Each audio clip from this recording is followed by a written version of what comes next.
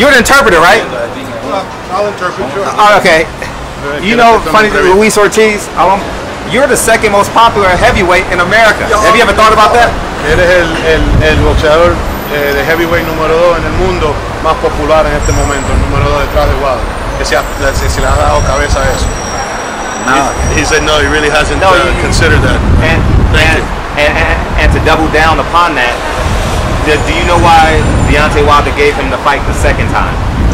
Que si sabes por qué Deontay va a darte la pelea por la segunda vez. Que si yo sé que Wilder que por qué Wilder va a darte la revancha, que usted sabe por qué. No hay más nadie. He says he feels because there's probably nobody left to fight. No. Your daughter. Oh, yeah. Your daughter.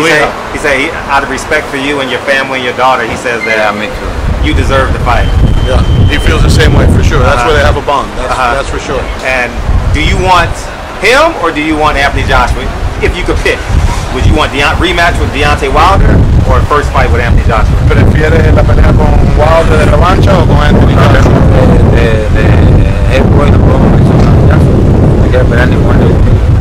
He says you can't even mention Joshua in any real conversation because Joshua's straight pussy. He ain't gonna fight him. He ain't gonna fight Wilder. Yeah, absolutely. That's from his mouth. Did you ever begin to negotiate with Wilder when you wasn't with Matchroom? With Joshua, you mean? Yeah, with Joshua, yes. No, que si en algún momento supiste que si había posibilidades de pelear con Joshua cuando estaba con Eddie Hearn en esas dos peleas, que si nunca se habló. No, it was never talked about. No, it was Right. He believes that Eddie just tried to get him out of the way so he wouldn't have to fight Joshua. He could just keep feeding him whoever he wanted to. But his management team and his handlers made sure that entering into that agreement there was a quick out if any of that shenanigans were to take place, and it happened within the first 3 minutes. Have you ever met Anthony Joshua? Que se has conocido en persona de Anthony Joshua? Yeah, he saw him in a weigh-in, in England, and nice guy and everything, but he don't like to talk about the next man or even a fighter. But if you want to be considered the best and you want to claim all those titles and you want to say everything that you want to say, then you got to fight the best, and the best obviously is Wilder, and then Lewis. So step up. Luis, who do you blame for Deontay Wilder and Anthony Joshua the fight not happening? ¿A quién le das la culpa entre la pelea de Joshua? Yeah, I'm gonna quote yesterday's. That was the same question. Yeah, I'm gonna give you the same answer he gave somebody yesterday. He says that 100% it was Joshua. That Wilder, offered the $50 million to fight. Joshua didn't take it, and there was never, that he believes Wilder in what he's saying because when they had their negotiations for the fight, everything was up front. What he said happened, how he said it would happen, etc. And that there's no reason for for Wilder, not to have taken the fight because he believes, and so does everyone else, that Joshua's going to get knocked out of the fight. This is a fighter that is willing to go to your hometown in England with 90,000 people screaming for the other guy. So somebody that's willing to do that, and has made very clear that he would do it, then that's strict. It's pretty clear who's ducking who. How easy was it to make the second Ortiz Joshua fight? How easy was it? Ortiz Wilder. The second time, it fell through the first time. How easy was it negotiating the second time? So we can get a barometer of negotiating with Wilder. Very easy. I can tell you that. Okay. It was very easy. It was, okay, the first fight fell out, the injury. Next fight, okay, no problem. We want this, we want that. As far as what they wanted from Lewis, okay, you met it, fantastic. I'll see you at the fight. I mean, super easy. Now let me ask you about this. You've already talked about Anthony Joshua got a lot more time. At the end of the 7th round, going into the 8th. What happened in the 8th round with you? Why wouldn't you cut the ring off, going after him per se, knowing that he was hurt in the 7th round?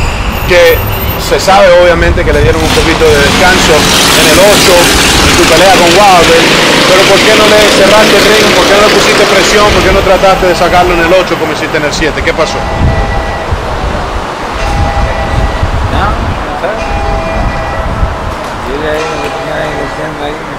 He says that, unfortunate, he was a little spent in the 7th.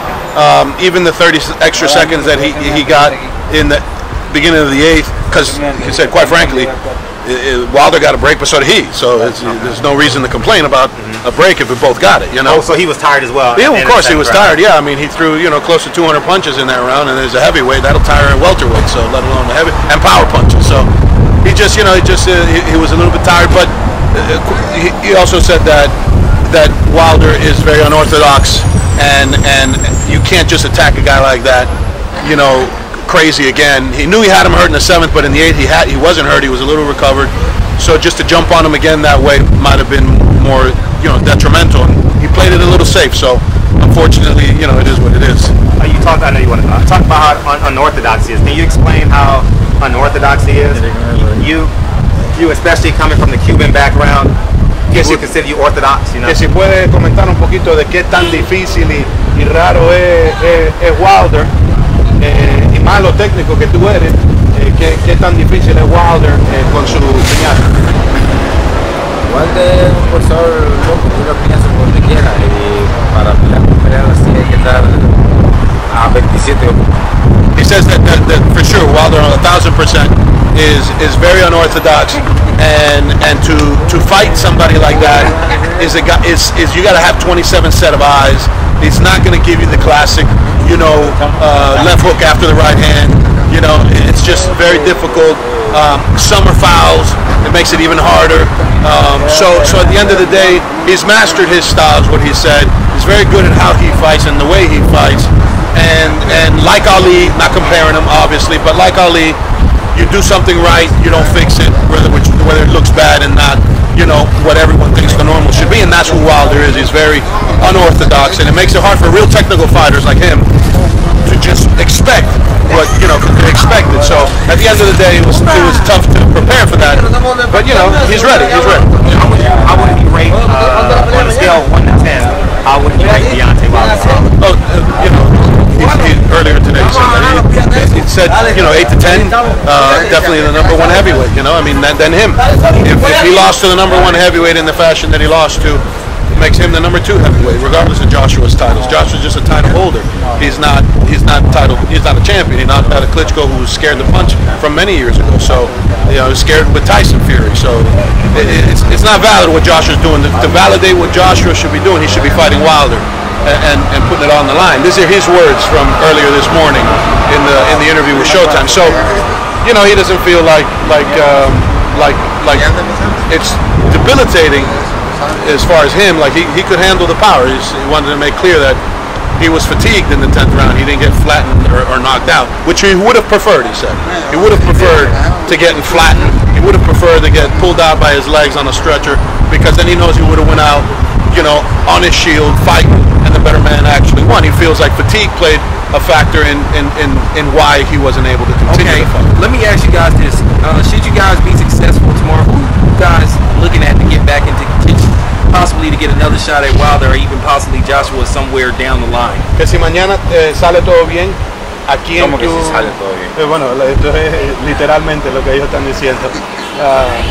Mañana ganando la pelea, ¿con quién usted quiere pelear para posibilidades de pelear o con Joshua o con Wilder? Yo no me puedo dar el lujo de poderlo usar, porque no van a querer pelear. Yo espero que a Jaime He says that unfortunately, he would love to fight them all, but he can't give himself that luxury and pick guys because they're not fighting them.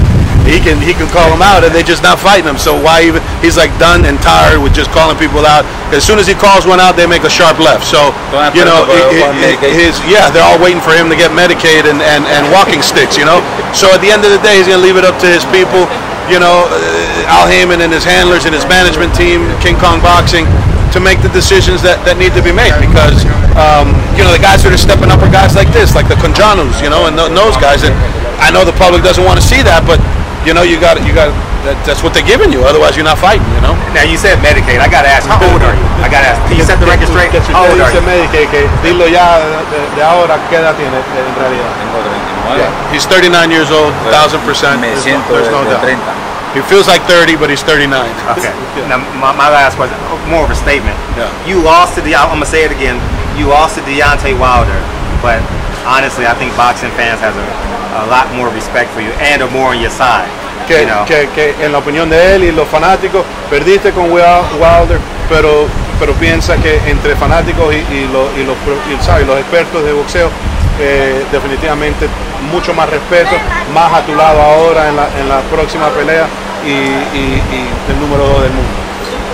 Especially how much class you had after the fight. Yeah, you had great class. I was there. You had great class after the fight. La clase que demostraste, ¿sabe? Entre él y usted y hablándose como gente decente, ¿me entiendes? Por eso. Yeah, he respects boxers, all weights, all styles, doesn't matter. He don't like it when they talk about him, so that's why he won't do. He's a very soft-spoken man. He doesn't say a lot. I gotta dig it out of him while you're asking me the question. But at the end of the day, he doesn't like to talk about anybody. But if he has to say something about somebody, then he's going to be as polite as possible. Can I ask one more question? Sure. Okay. How was the relationship with Golden Boy? What transpired? Was it good, bad, indifferent when you signed with Golden Boy? Cuando usted estaba con Golden Boy, la relación con ellos, ¿cómo era? ¿Mala, buena, indiferente? No. Yo le agradezco a Golden Boy porque ellos fueron los que sacaron a la luz a King Kong.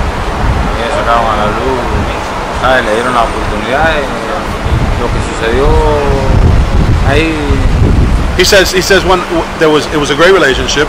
It was nothing ill in the relationship. What ended up happening for them splitting was just business, like between management and the actual promotion, where maybe the promotion felt the pressure that evidently as the world has seen, that they hit a wall with potential opponents, maybe future steps, and promoters aren't as patient sometimes, and maybe got a little frustrated in between management and promotion. But as far as fighter and promotion, he thanks him very much for what he did. He believes that it was Golden Boy that brought the King Kong persona out, as far as giving him the fights on HBO, giving him the opportunity to showcase what he can do, and of course he's very grateful to Oscar and Eric and Robert Diaz and those guys, and he says yes, that he had a great relationship, and so does the management. It was just a business decision to split and to do what they ended up doing. Thank you for your time. Oh, my pleasure, man. Thank you for King Kong. Thank you for the question. Good luck tomorrow night. Appreciate it. Come on.